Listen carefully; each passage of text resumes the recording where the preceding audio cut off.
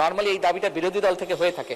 আমি আপাতত ফিজিক্যালি না হয়েও মানসিকভাবে একটু ওনাদের পাশে গিয়ে কথা বলতে চাই।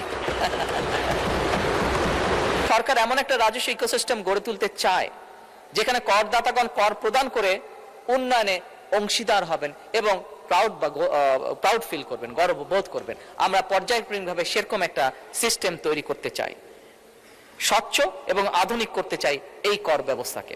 আমার মনে হয় এই ব্যাপারেও আমাদের বিরোধী দলীয় নেতা একটি বক্তব্য তুলে ধরেছেন, আমি ওনার বক্তব্যের সাথে সম্পূর্ণভাবে একমত। মাননীয় স্পিকার, এবার আমি প্রস্তাবিত বাজেটে কয়েকটা বিষয়, প্রস্তাবিত বিধান এবং কয়েকটি ক্ষেত্রে ভ্যাট কমানোর জন্য মাননীয় অর্থ এবং পরিকল্পনা মন্ত্রীর দৃষ্টি আকর্ষণ করতে চাই।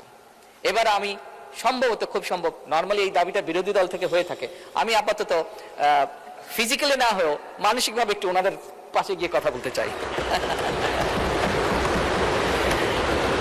মাননীয় স্পিকার, এবারের বাজেটে ব্যক্তি করদাতাগণের আয়কর অব্যাহতির সীমা 2026-27 এবং 27-28 কর বছরের জন্য 3,75,000 টাকা, 2028-29 এবং 29-30 কর বছরের জন্য 4 লাখ টাকা এবং 30-31 কর বছরের জন্য 4,50,000 টাকা প্রস্তাব করা হয়েছে।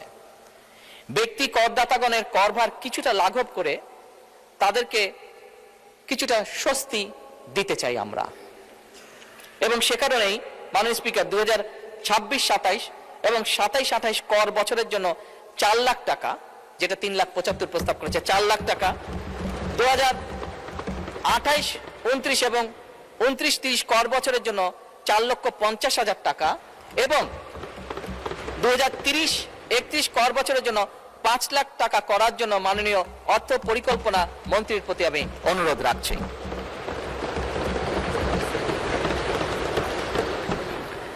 মাননীয় স্পিকার, প্রস্তাবিত বাজেটে স্বপ্রণোদিত বিনিয়োগ প্রদর্শন সংক্রান্ত একটি বিধান নিয়ে জনমনে কিছু নানা প্রশ্ন, উদ্বেগ আমরা লক্ষ্য করেছি। সেটি পত্রপত্রিকার মাধ্যমে, সোশ্যাল মিডিয়ার মাধ্যমে হোক, আমাদের বিভিন্ন সংসদ সদস্যের মাধ্যমে হোক, বিভিন্ন সমাজের সিভিল সোসাইটির বিভিন্ন ব্যক্তির মাধ্যমে হোক, এটি আমি জানিয়েছি। আমাদের দেশে মাননীয় স্পিকার, যেহেতু অনেকেই প্রকৃত মূল্যে জমি রেজিস্ট্রেশন করেন না, মৌজা মূল্যে জমি রেজিস্টার করে থাকেন সাধারণত, তাই অনেক সময় অনেক করদাতা প্রকৃত ক্রয় মূল্য না দেখানোর জন্য প্রায়শই একটা ঝামেলার সম্মুখীন হতে হয়, প্রায়শই ঝামেলার সম্মুখীন হয়ে থাকেন বহু মানুষ। তাই করদাতাগণকে ঝামেলা মুক্ত করার জন্যই কিন্তু এই বিধানটির প্রস্তাব করা হয়েছিল। আমি বেশ কয়েকটি মিটিংয়ে ছিলাম বাজেট যখন তৈরি হচ্ছিল, এবং সেখানে যে আলোচনাগুলো হয়েছিল সেখান থেকে কেন এটি হয়েছিল, যেটি এক্সপ্লেনেশন ছিল, আমি সংক্ষেপে এক লাইনে এক্সপ্লেনেশনটা আপনাদের সামনে তুলে ধরলাম যে কেন এটি রাখা হয়েছিল।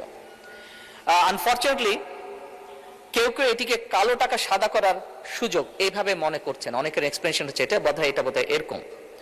আমি মাননীয় স্পিকার, জনগণের প্রতি সম্পূর্ণ শ্রদ্ধা রেখে প্রস্তাবিত এই বিধানটিকে প্রত্যাহার করার জন্য আমি মাননীয় অর্থ পরিকল্পনা মন্ত্রীর কাছে দৃষ্টি আকর্ষণ করছি।